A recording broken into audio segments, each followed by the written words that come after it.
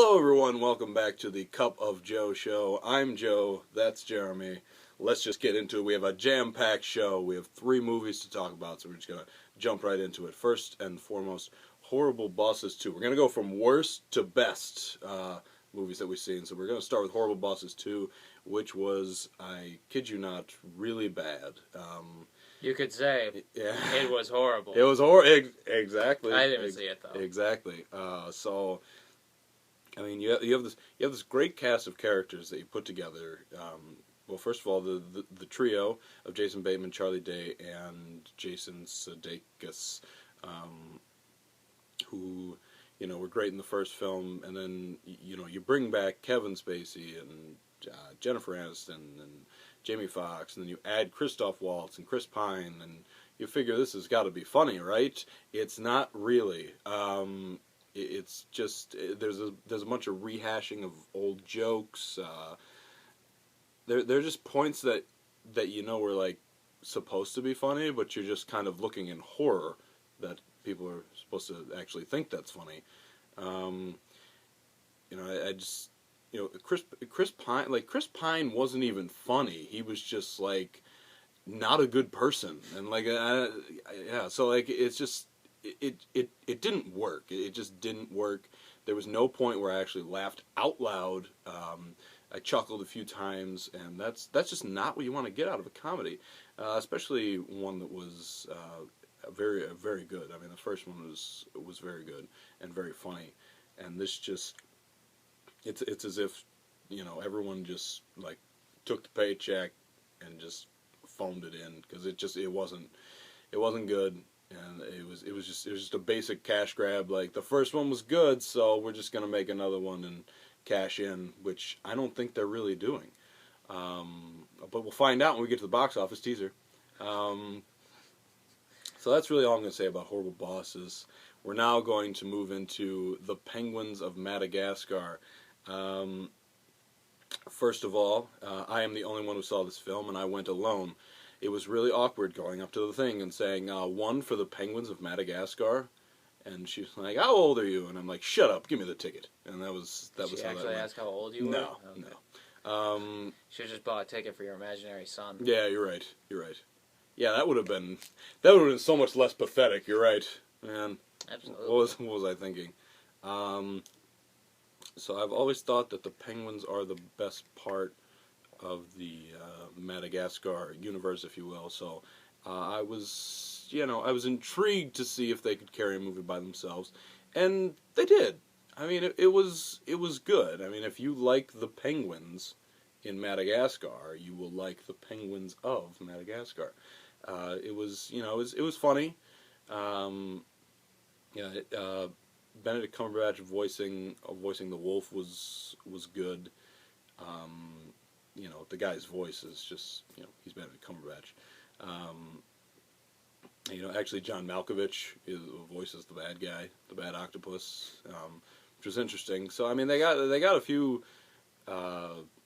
talented people for this film, which I wasn't expecting. It's good for what it is. I mean, it provides laughs. It's definitely good. I feel like it's good for kids more so than adults. However, it's not like the other animated films where it actually can reach both. So it doesn't really compare to the Lego Movie, How to Train Your Dragon 2, Big Hero 6. It doesn't touch on both. It's not as well rounded, but that's not to say it was a bad film. It was good. I enjoyed it. But it's not something to run out and see, and it's not really. I guess it wasn't really a necessary movie to make, but for my purposes, thank you, because I enjoyed it. All right, now we're gonna move into a movie that actually came out a while back, but it's very good, and we would like to finally discuss it. It is Snowpiercer. It's just Snowpiercer, right? It's not the Snowpiercer. It's not the Snowpiercer. All right, so Snowpiercer, starring Chris Evans and other people as well. I just get Jamie Bell is in it, and bunch of Korean people. yes, I don't know if I should ruin the Tilda Swinton or something Yeah. like that.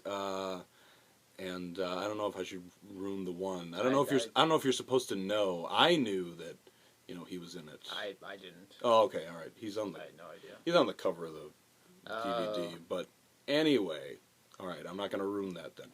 So, it's a movie where the Snowpiercer is a train. It's like a self-sustaining train that kind of just travels the world, and in the beginning they tell you really quickly that they tried to combat global warming with a coolant, some sort of coolant agent, but in turn it froze everything. So Did it too well. yeah, exactly. It worked too well. Is exactly right. And if I say anything wrong, you can stop me, because the beginning's like really quick, and like it's just like and like I actually like rewound it and like listened to it again. But yeah, so they released this cooling agent into the atmosphere to try to combat the global warming. And you're right, it doesn't work. It works too well. So the only people that are left, presumably on Earth, are the people on the Snowpiercer. Mm-hmm. At least that's what you're led to believe. So, and if you step outside, I mean, you're dead. I mean, that's it. I mean, you're going to freeze. It's done. So, so yeah, the people in the back of the train, it's like a class system. The people in the front of the train are like rich and everything, and the people in the back of the train are like the poor, and it's. So they a rebellion. That's what they're trying to do. Get to the front of the train. This is a great film. It's really right up your alley. So I do want to hear you talk about it. So you know what? Go ahead. I've been talking for 7 straight minutes. I think I would like to hear your thoughts before I give my thoughts. Okay. Well, as far as the plot goes, I think you summed it up pretty well. But in terms of a critique, yeah, it's a really good movie. From top to bottom, it's well acted. As you said, the beginning thing that tells you the backstory just goes through it pretty quickly. So you get right into this story. You get right into this universe, and knowing these characters, and knowing the sort of class struggle, which is most of the time going to be an interesting dynamic to have in a film. Chris Evans is really good in the lead role. Jamie Bell is really good. Tilda Swinton is her character is really weird, but good. I mean, she serves her purpose, and it's very interesting to see the dichotomy between the back of the train and the front of the train, because the people toward the front of the train are like ridiculously decadent, and also this gets into slightly spoilerish territory, but it's also like borderline cult-like. They kind of worship the conductor of the train to an extent, because he kind of saved humanity or whatever, so that gets weird. But I mean, I guess when there are only like a few hundred, maybe 1,000 humans left, and I mean, he basically kind of did save them. I mean, I might have a bit of a god complex too if I was him. Mm. I don't know. But yeah, it was cool to see that reflected in the movie. It has fight scenes, it has action, it has good dialogue. So a lot of intrigue. There's some crazy stuff that goes on at the end. Not to spoil anything, but so there's definitely a lot of things to like about this movie. Yeah, and I think that the goal of especially a movie like this is to kind of get the you should be like kind of emotionally very very attached. You should be able to get into it to a point where, like, when grotesque things happen, you feel it. It hits you.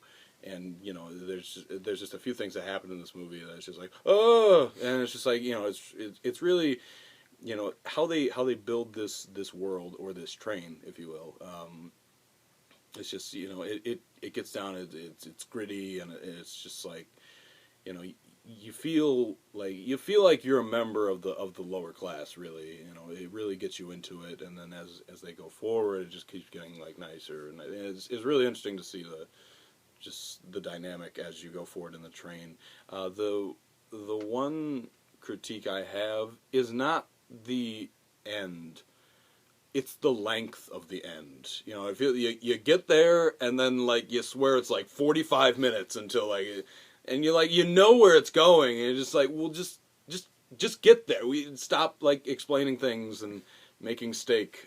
Anyway, like, but that doesn't mean that's a very nitpicky thing. This is a great film, and just another notch to Chris Evans' belt. I mean, he's a great actor. So that's the movies we saw. So now we're just gonna move into the box office with Jeremy Evans. We'll let you know how they all did. I mean, except Snowpiercer, because that came out like ages ago. But for the record, it didn't do well because you've probably never heard of it. Exactly. So it's an independent film. I don't really think it wasn't in for long. It was here, but it was like a week. Our usual week we get for the really good movies. Pretty much, yeah. So anyway, last weekend was it was Thanksgiving weekend and all that. So that tends to be a pretty decent weekend. However, last weekend was, relatively speaking, crap. It's just, especially compared to last year, which was a ridiculously good Thanksgiving, 2014 was just a pretty big letdown. So let's get into that. Number 5 was Horrible Bosses 2. That opened to $15.5 million and $22.8 million since its Wednesday opening. Obviously, that's really not good. The first one opened to about 28, so even over a 5-day holiday, period, Horrible Bosses 2 couldn't even come close to the 3-day opening of its predecessor. So there's no way to spin this as anything good. It's just a complete disaster, apparently, like the movie itself. So, maybe it's a good thing, but, this movie could, finish up with less than $50 million. So, franchise is obviously dead at this point. Yep. Done. Which, the first one was a solid movie. Yeah. Mm-hmm. But anyway. Okay, so fourth place was Interstellar, and that was up 3% to $15.7 million. Total of $147 million. I was really pleased and surprised to see this movie increase, but it's a great film, so I'm happy about that. Yeah. It's probably a little, or too little, too late. Thanks, JoJo. Whatever happened to her? I don't know. But hopefully it just keeps increasing. A few weeks in a row, and by Christmas it's back up to 50 million. So, and it can make 800 domestic. So, we can hope. Realistically speaking, it'll probably make about 175 or something like that. Yes. Unfortunately, yes. Movies just don't work like that. No. But anyway, number 3 was Big Hero 6. That was down 7% to $18.8 million. Total of $167.2. Big Hero 6 continues to be pretty similar to Wreck-It Ralph in its run. No, major deviations there. So with the way things are looking, Big Hero 6 should still finish around, 210, 215, which is pretty good. Number 2 was Penguins of Madagascar. That opened to $25.5 million and $35.4 since Wednesday. Like Horrible Bosses 2, that's not really good. The last two Madagascar movies both opened over 60 million, and this as a spin-off, it's not unreasonable to expect less, but by less you mean 40, 45. Especially over Thanksgiving. So yeah, I mean that's definitely a disappointing result. This is barely above Rise of the Guardians, which is a pretty notorious flop. Um, so, I mean, yeah, Big Hero 6 is winding down, and there isn't going to be much competition for kids' movies, so, maybe Penguins can have a decent run. We'll see. But number one was The Hunger Games Mockingjay Part 1.